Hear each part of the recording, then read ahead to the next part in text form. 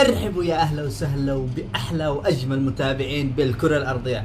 طبعا اليوم خلونا نشوف مع بعض الموهبة الكبيرة، الموهبة يعني صاحب الصوت الهادئ والاحساس الجميل، الطفل وسيم. وقبل ما نشاهد الفيديو اشترك بالقناة وتشرفنا وتنورنا وحط لايك للفيديو. تحياتي لكم، خلونا نشوف مع بعض.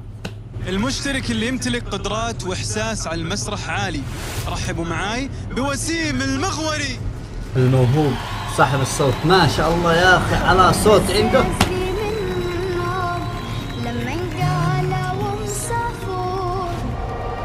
وسيم هذا المشترك أصدق إحساس من بين كل المشتركين. أنا أشهد.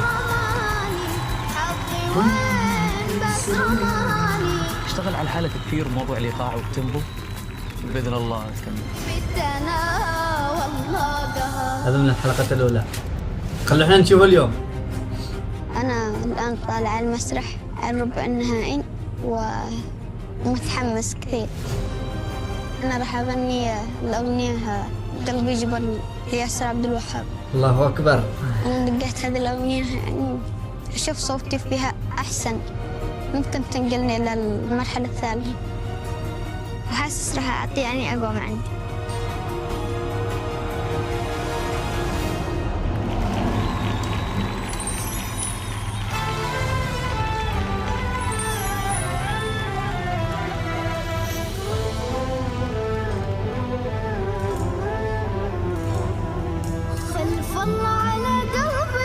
يا سلام يا سلام.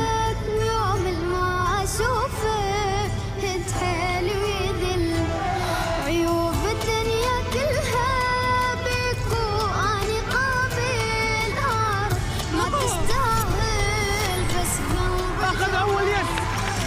خلف الله على قلبي ما خلينا أعوفك، ويوم ما أشوفك يا أخي فؤاد ليه ما على طول يقدر يس من عنده؟ كلم أحد شوف له تصرف. الدنيا كلها فيك وأنا قابل ما تستاهل، بس قلبي جبر منك حبيبي. أيسك مليت من أسلوبك، إحساسي وياك اختلف كأني مو محبوبة.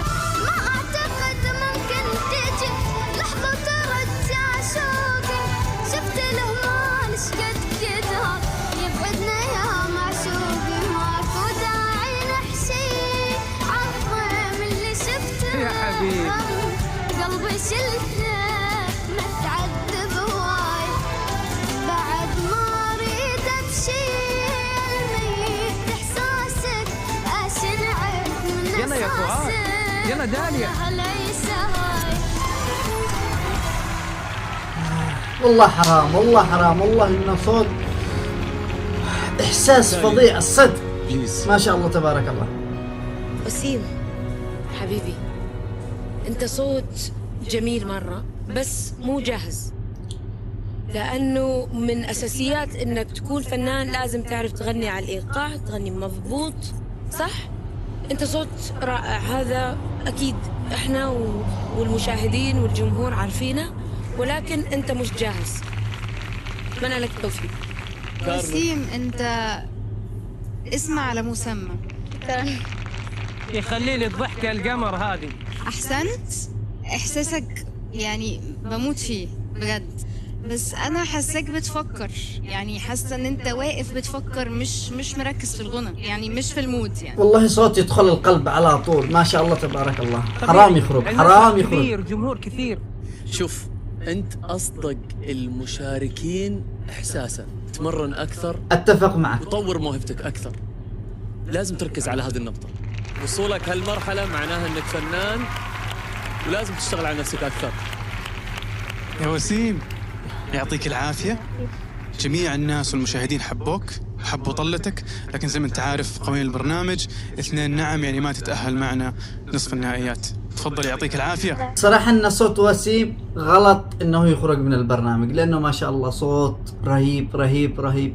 انا بالنسبة لي صوت وسيم وسامي الشرايطي هذا احسن اصوات داخل البرنامج، مش ان الباقين اصواتهم مش حلوة، ولكن بالنسبة انا لي شخصيا ان هذا اجمل صوتين داخل البرنامج.